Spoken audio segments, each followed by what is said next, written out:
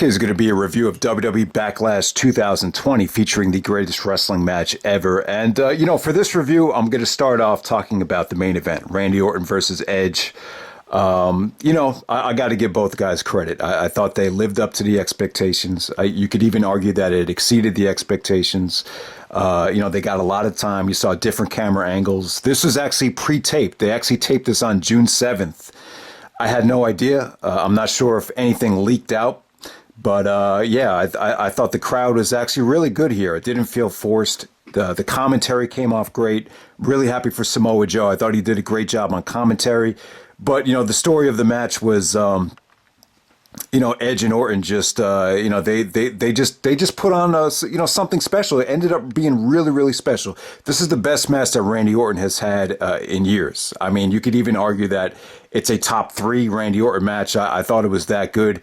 And I have to give Edge a ton of credit. I mean, this is really like his first match back in the ring since the Del Rio match, going back to WrestleMania 27 in 2011. And, nothing can duplicate, the actual sport, whether it's basketball, whether it's wrestling. I mean, nothing is going to, get you in shape like being in the ring. You can run all the way up to the heavens, but it's really, you really have to get in the ring to work off the rust. And you could just tell Edge is really, he put in the work. You could tell he prepared. Both these guys, they prepared their asses off for this match. And, they got a lot of time. They got almost about 45 minutes out there.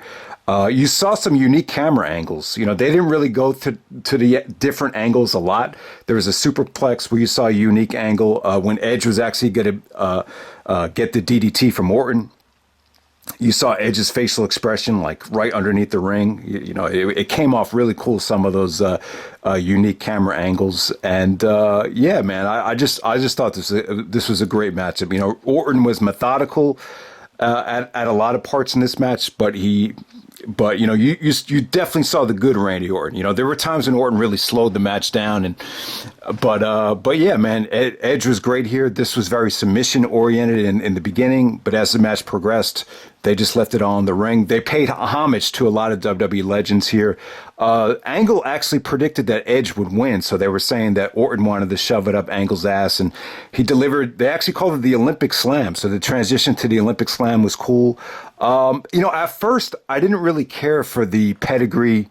Edge actually, took a pedigree from Orton. You have the whole evolution thing, and then Edge actually busted out the rock bottom. I didn't really care for those spots at first, but then when I'm thinking about it, I'm like, you know what? I wouldn't be surprised if they wanted to do those spots to pay homage to a lot of the great superstars from the past, because it'd be kind of disrespectful, to call this match the greatest match ever and not do some sort of, paying tribute to some of the guys that paved the way. So I like that. Even Edge actually busted out the sharpshooter, paying homage to his Canadian hero, Bret Hart. So I like that. The Eddie stuff, yeah, the Eddie stuff I found kind of disrespectful at first, because the last time you saw Randy Orton do it, he was doing it to mock Eddie in the Mysterio feud going back to 2006. So I'm like, what is he doing? But then, Edge and Eddie have such a great history. They killed each other in the ring, and Edge even told the story about how he wished he had stayed over in Eddie Guerrero's hotel room where he had nowhere else to stay. And I just remember the Edge and Eddie relationship was very good. So Edge paying homage and countering the Three Amigos into his own set of Three Amigos. I thought that was really, really cool. Yeah, man. But yeah, just some awesome counter. I would say the best series of counters in the match was when Edge was actually trying to do the Prettier, Christian's finisher. And then Orton shoved him, goes for the RKO. I think Edge actually jumps over Orton and delivers the Edge-O-Matic finisher. I thought that was really cool. Orton actually hit a couple of RKOs. Edge kicked out of both of them. There was actually a crossbody into the RKO from Orton. Edge kicked out of both of them. Orton kicks out of the spear. Like I said, Edge actually does his new finisher, which he actually, they pointed out how he actually did this at WrestleMania, the soften Randy Orton up. It was the Anti-Venom, this new finisher that Edge was using. So yeah, that's cool, man. I mean, it's kind of like the John Cena Brock thing where, the feud gets so personal that you could create your own finish, like from the F5 to the FU. So if Edge ever makes this a famous finisher, you could always go back and pay tribute to the Orton and Edge feud. It became known as the anti-Venom. Yeah, so I thought that was cool. Like there was some really good submission work in this match. I mean that's probably going to go get overshadowed by some of the counters and some of the great stuff that they did. I just thought the match had everything. I mean it really over delivered. I really don't think I'm overrating it. I give this 4.5 stars. I would say that AJ and Bryan and Orton and Edge, I think it's up for grabs. I think both matches can definitely be considered for WWE Match of the Year. They really needed Orton to be a great heel here, so he actually got the heel victory with the punt on Edge. I'll tell you, I was actually spoiled. When I actually watched the replay. So I went on the WWE Network and they actually said that, they had a picture of Orton posing, how he got the victory over Edge. So I actually knew the winner before the match and I was still really, really into it. So I think I would have even been more into it if I knew, if I did not know the winner here. But I really think Randy Orton needed the victory because the WWE really severely needs a heel, especially what happened with Bobby Lashley. So I really think that Orton will probably take the title from McIntyre, and then we'll get Orton and Edge at SummerSlam this time for the championship. I think they'll go in that direction. It's a big if because I know Vince McMahon is a huge McIntyre fan, and I think McIntyre's done a great job with the championship right now. But I think the Orton Edge feud is so hot, you probably need to give it the championship. Heading into SummerSlam for the rubber match. But yeah, man, just great stuff between both guys. I know the expectations on Edge were, extremely high. So I'll definitely be a little bit generous and I'll say, yeah, definitely 4.5 stars. Arguably the WWE Match of the Year, without a doubt. I mean, I could go on and on about the match, but let me just touch on the undercard right here. So Apollo Crews and Andrade, they actually were on the pre-show, not the regular show. So Apollo Crews retains over Andrade. I didn't see the match. It seems like it was kept extremely short. Bayley and Sasha Banks, Alexa Bliss and Nikki Cross, and the IIconics in the triple threat tag team match. This felt like just a lot going on in this match. I really couldn't get into it. It kind of ended right before I was really getting into it. Alexa did the Twisted Bliss, and then Sasha comes into the ring and gets a pinning predicament on Alexa straight out of nowhere. So. Yeah, I mean, the match definitely had its moments, but it just seemed a little bit too overcrowded. They didn't really get to develop any sort of a flow, to be honest with you. All right, so next match we had Sheamus taking on Jeff Hardy. It was kind of did they really get 15 minutes? I didn't think it was that long. They actually went almost 17 minutes here. It didn't seem like it was that long, but yeah, I thought it was kind of on the slow side.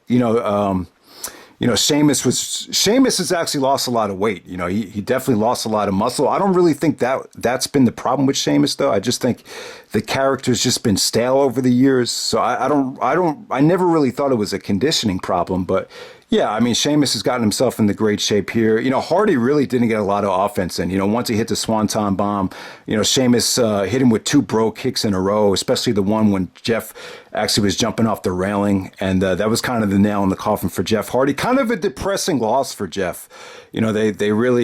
They kind of ended the match like, where does Jeff Hardy go from here? You kind of feel bad that, a lot of his demons were exposed. But, I don't know. I don't know where Jeff Hardy goes from there. But, both guys were supposed to be part of that. Or Jeff was supposed to be part of the, Intercontinental Championship Tag Team Tournament. But, Sheamus kind of ended that. So, this had a lot of animosity to it. The build-up was kind of over the top. But, I kind of knew the match was just going to be a little bit underwhelming. Asuka and Nia Jax ended in a double count out. I thought Asuka was really chopping down the tree and was really getting a good match out of Nia Jax, but then it ended in a double count out. And I mean, it kind of makes sense. There's really just not a lot of women on Raw right now. Charlotte, I guess she's still in NXT. I think Charlotte's probably going to have to play a bigger role because who else is there for Asuka to really feud with? So the Nia Jax thing's going to be really drawn out, I guess. A lot of the better women's wrestlers are in, tag teams or they're on SmackDown right now. So, and then you have, Becky Lynch who's pregnant. So I just think Asuka needs Nia Jax has got a feud with Asuka heading into SummerSlam. So that's just the way it is. I was kind of hoping Asuka would feud with, I really think Asuka's going to have a great championship reign. I'm just worried about the variety of opponents she's going to have. All right, so next up we have Braun Strowman taking on Miz and Morrison. This was kind of unspectacular. Like if you were hoping for Otis and maybe even Bray Wyatt and a lot of other people to interfere once the match is over, it really wasn't like that. Strowman basically wins in dominant fashion. Morrison, looked good, but at the same time, you just felt like, Miz and Morrison were kind of, handicapped in this match in terms of, what they can do. This was just about making Strowman look strong, and there's really not much to say about it. It really felt like a SmackDown television match. All right, so Drew McIntyre, Bobby Lashley with MVP for the WWE Championship. Yeah, kind of underwhelming. Like as soon as the match started, you kind of knew exactly how it was going to go. Bobby got the upper hand with the master lock or the full Nelson on McIntyre before the bell even sounded. So Lashley was pretty dominant at first. Some nasty looking suplexes from Bobby Lashley. He actually dropped Drew on his head. It looked really nasty. It looked very careless, some of those bumps. But I don't know. It is what it is. McIntyre gets the victory when Lana comes out. So Lana actually comes out to try to help. MVP's trying to get her to come off the ring.